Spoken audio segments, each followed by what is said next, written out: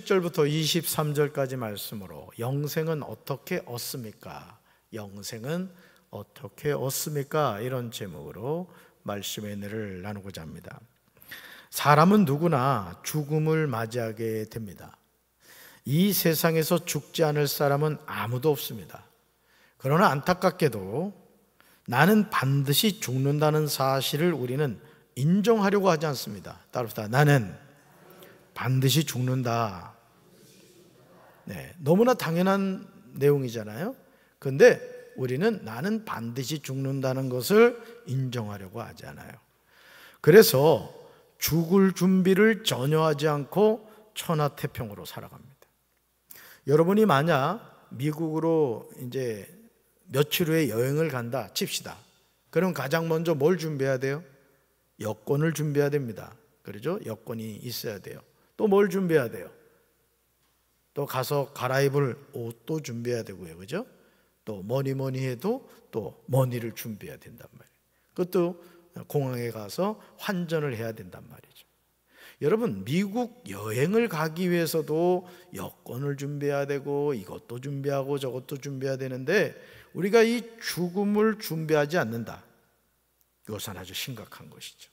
왜냐하면 죽음 이후에 가야 할 여행은 미국 여행보다 너무너무 중요하기 때문에 그런 거예요. 할렐루야. 죽을 준비를 전혀 하지 않고 천하태평으로 살다가 어느 날 저녁 비수처럼 다가오는 죽음 앞에서 두려워 떨게 됩니다. 나는 아직 죽을 때가 되지 않았다고 외치죠. 아니, 내가 왜 벌써 죽어야 하느냐고 절망합니다.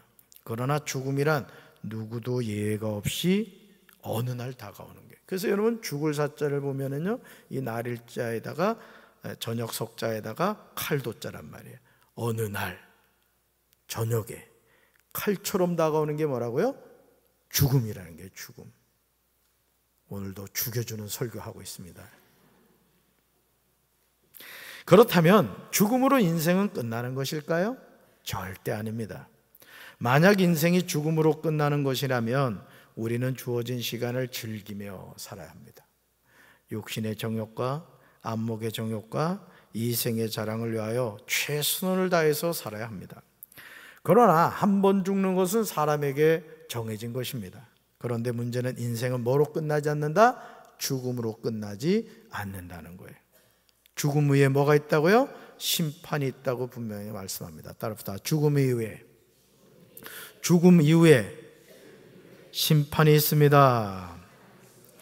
여러분, 죽음은 잘 준비된 자에게는 복된 것이죠. 이 수능시험도 그렇거든요.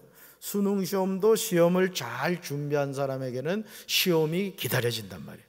도대체 어떤 문제가 나올까 막 기대하면서 막 그러는데, 시험 준비를 하지 않은 학생에게는 상당히 스트레스가 되는 거죠. 이 죽음도 마찬가지예요. 준비된 죽음을 맞이해야 된다는 겁니다. 우리는 죽음을 잘 준비해야 될 줄로 믿습니다. 우리 히브리서 9장 27절을 세 번역으로 읽습니다. 사람이 한 번 죽는 것은 정해진 일이요 그 뒤에는 심판이 있습니다. 아멘. 이 꼭 암송해야 될 말씀이에요. 꼭.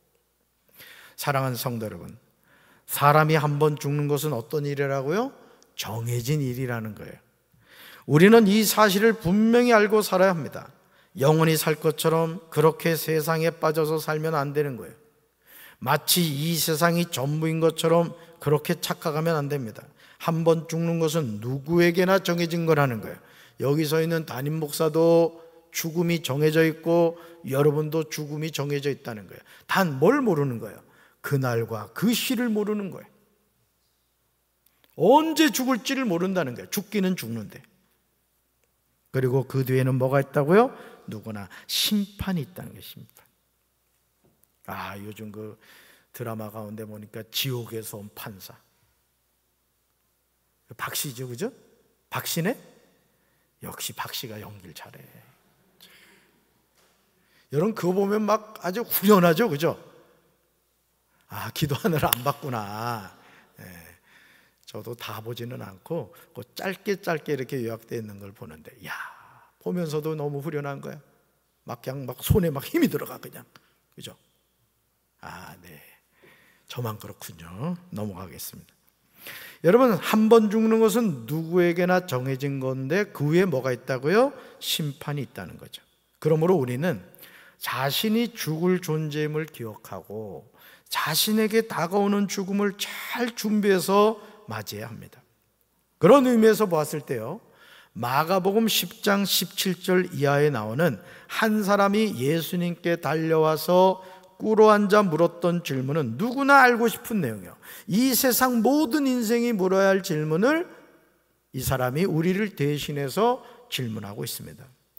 이 세상 모든 사람은 누구나 두 가지 길 가운데 한 곳으로 반드시 가게 돼 있어요. 여기 앉아있는 저는, 우리 사랑하는 성도 여러분들은 다 영생의 길을 가시기 바라요. 근데 또 한 길이 있어요. 또 한 길이 뭐냐? 말씀 볼까요? 그들은 영벌에, 의인들은 영생에 들어가리라 하시니라. 아멘. 마태복음 25장 46절에서 예수님이 말씀하시는 두 가지 장소가 나옵니다. 두 가지 장소. 먼저 영벌입니다. 따라붙다. 영벌. 여러분, 지옥에서 온 판사가 어떤 역할을 해요? 악한 짓을 한 사람을 지옥으로 보낸단 말이에요. 이마에다가 개나 콱 찍으면 어떻게 해요? 영이 쏙 빠져와가지고 어디로 가요? 지옥으로 가요. 기도하느라 안 받구나. 그냥 담임 목사가 그렇다면 그런 줄 아시면 돼요. 아시겠죠? 그러니까 여러분, 영벌이 있다는 거예요. 답사. 영벌. 영벌. 우리는 이곳이 지옥임을 알게 됩니다. 지옥, 게헨나. 다음으로 영생입니다. 따라합시다. 영생. 우리는 이곳이 천국임을 알게 됩니다. 물론 모든 사람이 다 영생하게 됩니다. 여러분, 이거 오해하시면 안 돼요. 모든 사람은요, 죽음과 동시에 다 영생을 해요. 영은 죽지 않습니다. 왜? 영은 하나님의 성품대로 만들어졌단 말이에요. 여러분, 성경 말씀 창세기를 잘 읽어보면은 너는 흙이니 흙으로 돌아갈지라 했어요. 그럼 너는 흙이니 할 때 그 흙은 뭐예요? 아담. 다시 말해서 육체를 말하는 거예요. 영은 죽지 않는다. 그러면 죽음과 동시에 예수 믿는 사람은 그 영이 어디로 가고? 천국으로 가고, 예수 믿지 않는 사람은 그 영이 죽음과 함께 어디로 간다? 지옥으로 가는 거예요. 잘 들으세요. 예수 믿고 구원받은 사람은 그 영이 천국 가서 영생을 하는 거고, 예수 믿지 않는 사람은 죽음과 동시에 그 영이 죄사함을 못 받았기 때문에 지옥에 가서 영생을 하는 거예요. 할렐루야.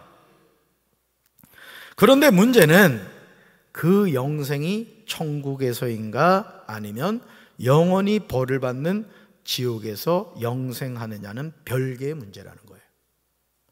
우리는 예수님을 잘 믿어서 천국에서 영생을 누리는 삶을 살아야 할 줄로 믿습니다.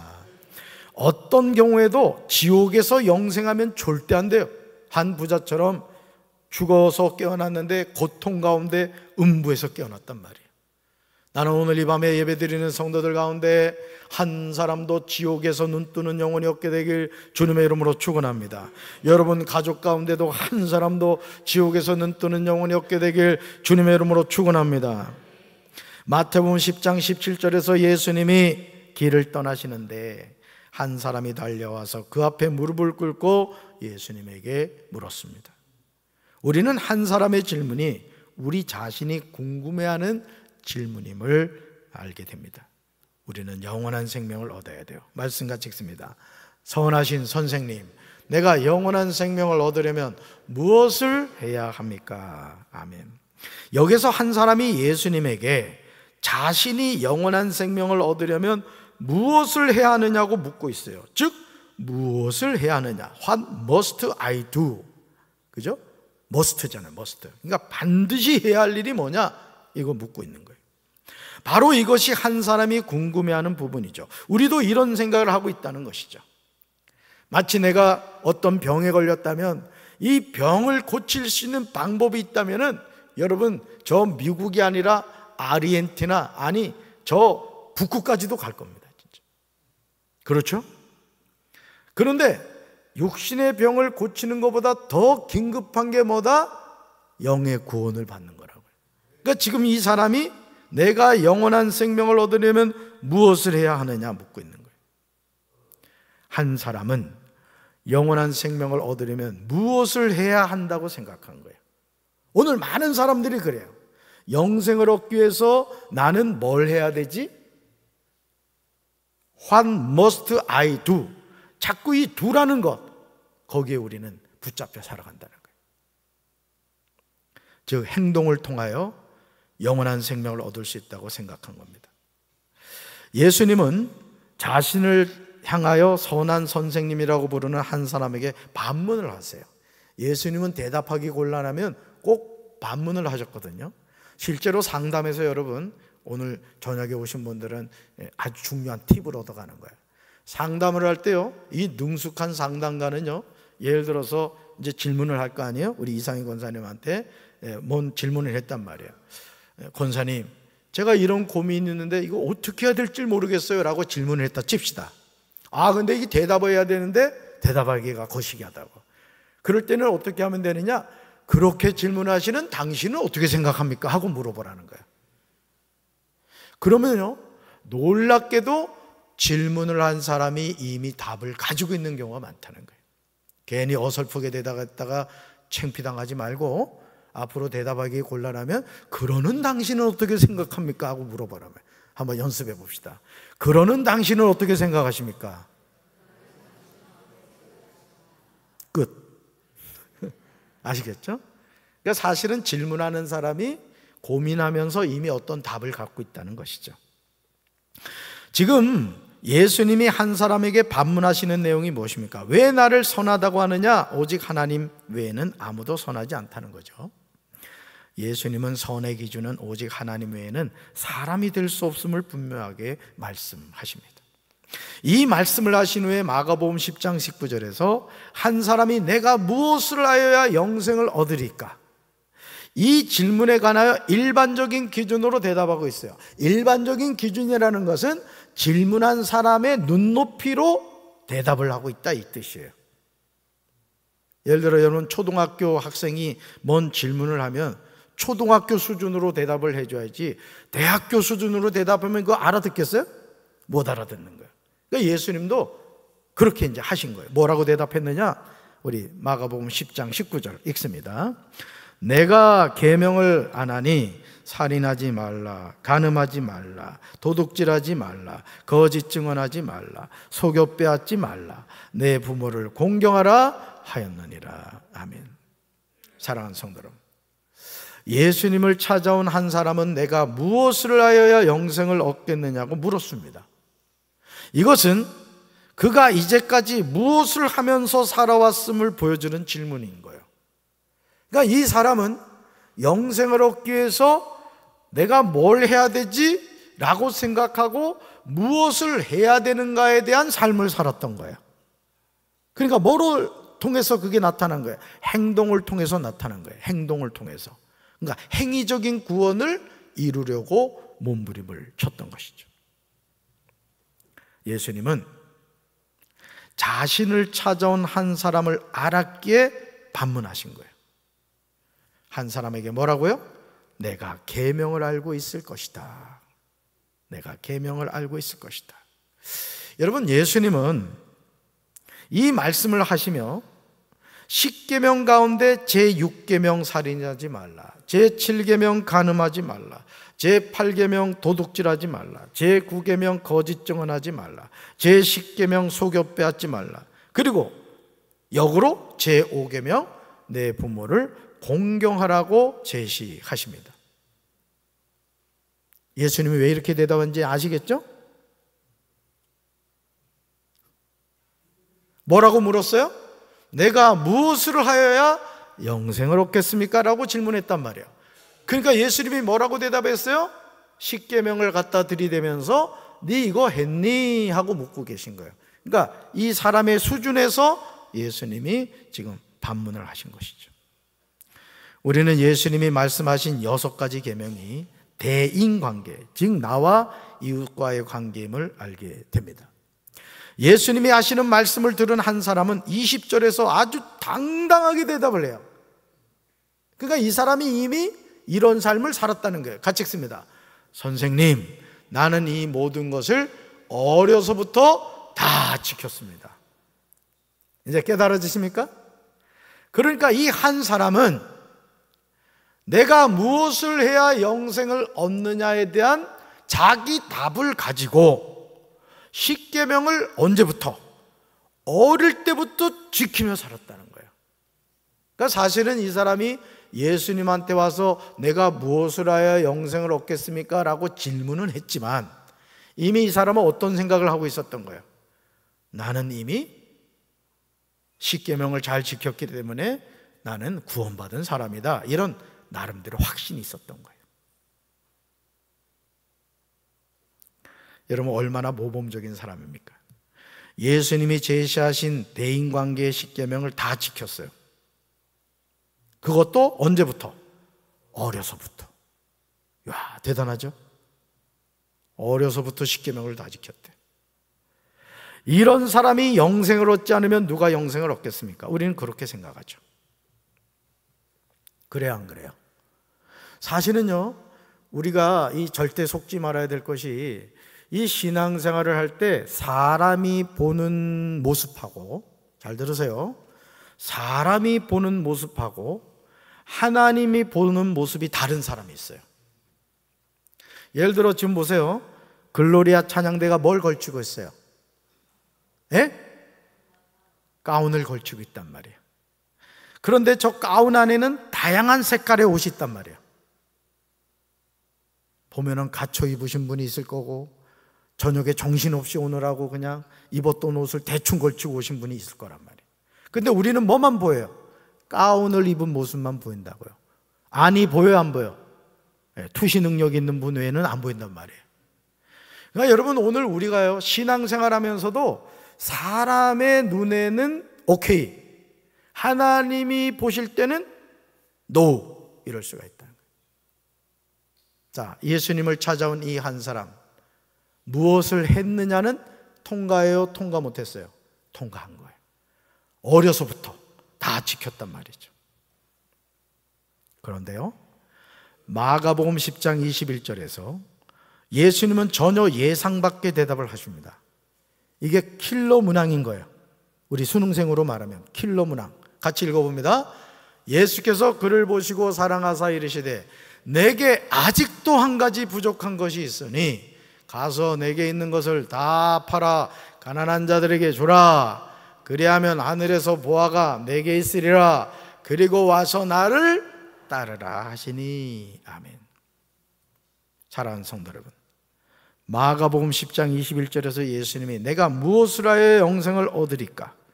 달려와 질문하는 한 사람에게 대답하실 때 예수님은 그를 보시고 사랑하사 말씀하셨습니다.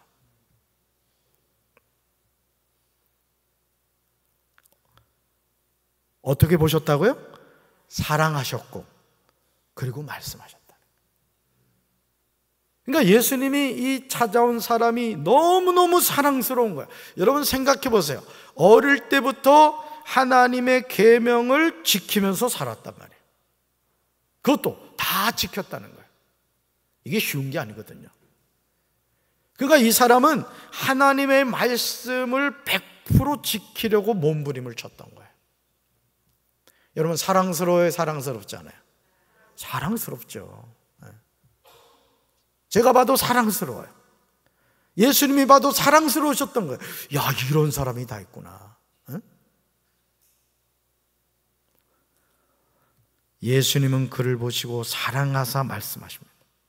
다시 말해서 예수님이 영생 얻기를 원하는 사람이 어떻게 살아왔는가를 들으시고 그를 사랑하신 거예요. 21절 보면요, 예수님이 한 사람에게 하시는 말씀은 그를 사랑하심으로 하신 말씀이라는 뜻입니다. 얼마나 감동적인 사실이에요.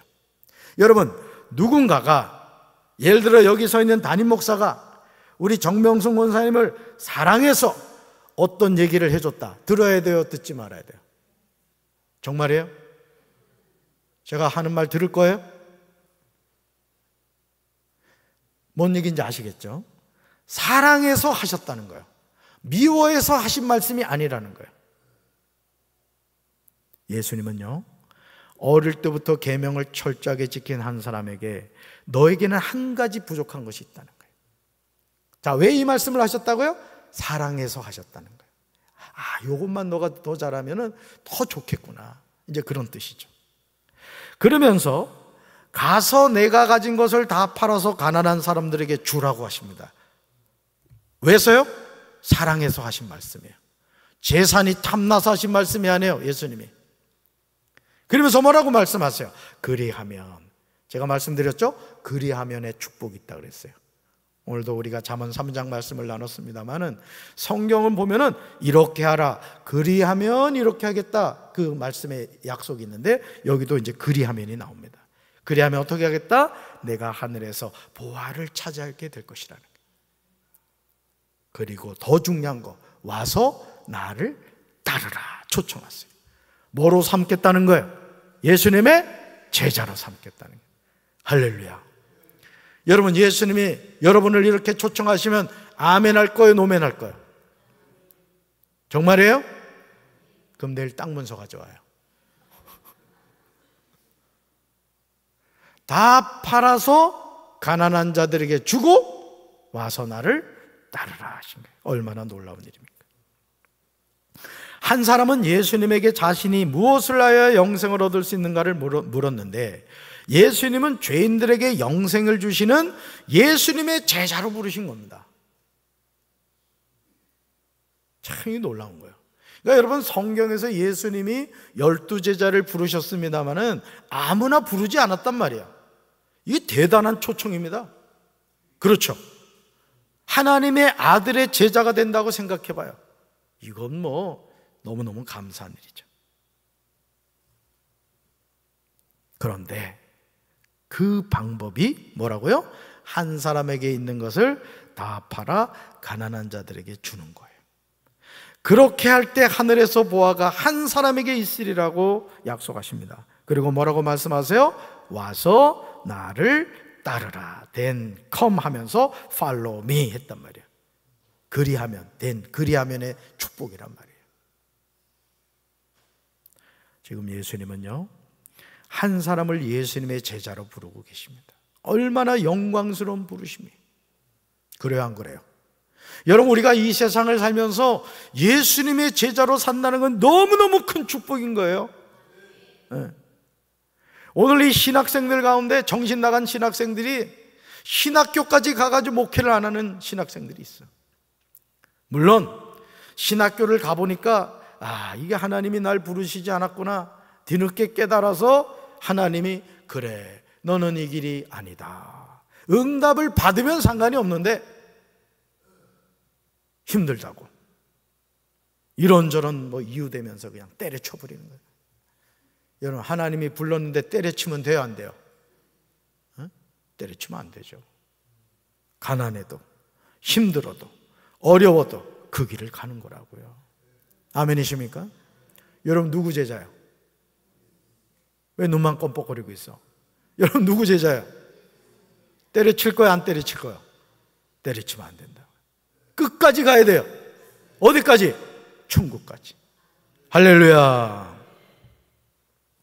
그런데요, 예수님의 제자로 부르고 있는데 이게 웬일이에요? 마가복음 10장 22절을 보시면 이렇게 나옵니다. 같이 읽습니다. 그 사람은 재물이 많은 거로 이 말씀으로 인하여 슬픈 기색을 띠고 근심하며 갔다. 아멘. 그 사람은 뭐가 많았다고요? 재물이 많았다는 거죠. 여러분, 우리가 부르는 찬송 가운데 주 예수보다 더 귀한 것은 없네. 찬양 기억하시죠? 주 예수보다도 귀한 것은 없네. 여러분, 오늘 이 한 사람은 어릴 때부터 하나님의 계명, 주신 계명을 철저히 지켰어요. 어떻게 하면 영생을 얻느냐? 무엇을 하면 영생을 얻느냐? 나름대로 결론을 내리고 그런 삶을 살았어요. 그런데 예수님이 이 사람에게 너에게 한 가지 부족한 것이 있다. 사랑스러운 마음으로 한 가지 부족한 것을 가르쳐 주셨어요. 그게 뭐죠? 이 한 사람에게 있었던 많은 재물이었다는 거예요. 하나님과 재물을 겸하여 섬길 수 없다는 것을 이 사람은 몰랐던 거예요. 오늘 우리가 이 세상을 살면서 신앙생활하는 가운데 이 물질의 문제에 빠져서 실족하는 사람들 많습니다. 저는 우리 사랑하는 성도 여러분들이 물질 때문에 하나님 떠나지 않게 되길 주님의 이름으로 축원합니다. 주님의 이름으로 축원합니다. 한 사람은요, 종교적으로는 모범적인 삶을 살았지만 영생을 얻는 길은 포기합니다. 그래서 여러분들이 매스컴에 어떤 목사가 어떻다 하더라, 어떤 장로가 어떻다 하더라, 뭐 그런 얘기 나오면 그냥 그것 때문에 고민할 필요가 없어요. 아, 저분은 종교 생활을 했구나, 이렇게 생각하면 되는 거예요. 여러분, 목사도 종교 생활 할 수 있습니다. 아시겠어요? 장로도 종교 생활 할 수 있다고요? 나는 우리 사랑하는 성도 여러분들이 신앙생활 하시길 바라요. 예수를 구원자로 믿고 그 예수를 따라가게 되시길 바라요. 예를 들어 내가 신앙생활 열심히 했는데 가난하다, 그게 잘못된 겁니까? 내가 신앙생활 열심히 했는데 병들었다, 그게 잘못된 겁니까? 내가 신앙생활을 열심히 하는데 되는 일이 없다, 여러분, 그게 잘못된 거예요? 예수가 내 인생에 떠나지 않으면 우리는 망한 인생이 아니란 말이에요. 아멘이십니까? 오늘 많은 사람들이 한 사람처럼 자신에게 있는 이 맘모니즘, 돈 때문에, 명예 때문에, 성공 때문에 하나님을 떠나는 이들이 너무너무 많다고요. 아멘이십니까? 예수님을 잃어버리지 않았으면 여러분은 승리한 신앙인을 하는 거예요. 아멘이십니까? 속지 마시라고요, 절대. 따라서 신앙생활은 종교놀이를 하는 것이 아닙니다. 그래서 교회 학교에서도 우리 교사들이나 우리 교육자들이 아이들에게 정말 해줘야 될 것이 뭐냐면 구원의 확신이에요.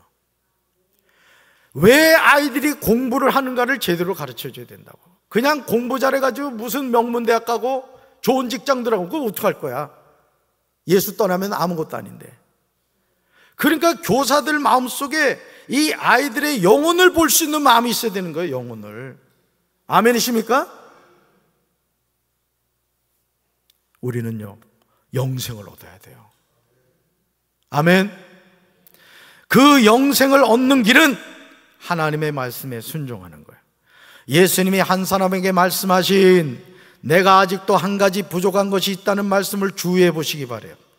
땅에 있는 것을 다 팔아 뭘 얻어야 된다고요? 하늘 보화를 얻어야 된다는 거예요. 따라서 땅에 있는 것을 다 팔아서 하늘의 보화를 얻어야 합니다. 영생을 얻는 길은 비울 때 주어집니다. 이제 안 따라하네. 영생을 얻는 길은 비울 때 주어집니다. 아멘. 제가 3개월 간격으로 어머니 2분 보내드렸다니까. 내가 유심히 봤어요. 저희 어머니 돌아가실 때 아무것도 못 가져가더라고. 우리 장모님도 마찬가지예요. 99세를 살았는데 단돈 10,000원도 안 가져가시더라고. 못 가져가시더라고. 뭘 말하죠? 이 세상 것은 육신의 생명이 다했을 때 가져갈 수 있는 게 없다는 거예요. 그럼 뭐만 가져가요? 우리가 죽었을 때 믿음만 가지고 가는 거야. 그 믿음이 있느냐 없느냐에 따라서 천국과 지옥이 나눠지는 거예요. 믿음 가지고 갑시다. 아멘이십니까? 마가복음 10장 23절에서 예수님은 제자들을 둘러보시며 친히 말씀하셨어요. 이거 암송하셔야 될 말씀 가운데 하나예요. 같이 읽습니다. 부자가 하나님 나라에 들어가기가 참으로 어렵다. 한 번 더요. 부자가 하나님 나라에 들어가기가 참으로 어렵다. 아멘. 그럼 부자가 되면 안 되느냐? 아니요. 나는 우리 성도들 다 부자 되길 바라요. 물권의 복을 받을지어다. 재물 얻을 능력을 받을지어다. 그런데 그 재물 얻을 능력을 받아서 어떻게 쓰라고요? 하나님을 위해서 쓰고 이웃을 위해서 쓰라고요. 여러분, 돈 쓰는 재미가요 솔솔합니다. 아주. 우리 교회 와가지고 리모델링 하면서 돈 엄청 썼거든. 돈 쓰는 재미가 너무너무 좋아. 만져보지 못했어. 여러분, 하나님이 주신 것을 하나님이 기뻐하시는 방법으로 쓰란 말이에요. 그거 꿍쳐놓고 그냥 자식들에게 물려줘가지고 싸움하게 하지 말라는 거죠. 아니, 여러분, 그 롯데그룹 기억나시죠? 몇 조잖아, 재산이. 기본적으로 몇 천억씩 재산이 있는데도 싸우잖아요. 이게 타락한 인간의 본성입니다. 나는 우리 사랑하는 성도 여러분들이, 제가 뭐 빈말로 드리는 말씀이 아니라, 여러분이 정말 이 육신의 장막을 딱 벗어줄 때 장례할 비용만 딱 남겨놓고 다 쓰고 돌아가시라고. 어째 아멘을 안 해?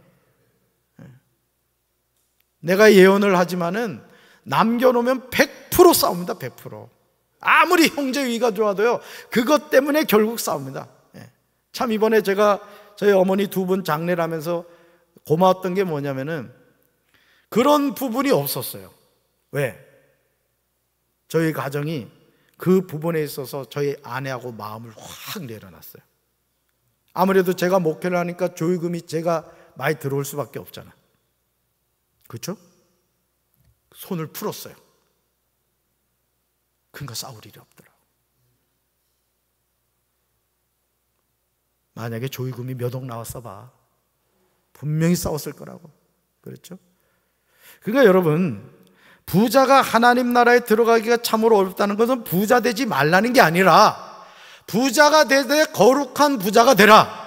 그리고 부자가 되어서 그 하나님이 주신 것을 하나님을 위해서 잘 쓰고 이웃을 위해서 잘 쓰다가 죽을 때는 장례 비용 남겨놓고 깨끗이 정리하고 가라 이거요.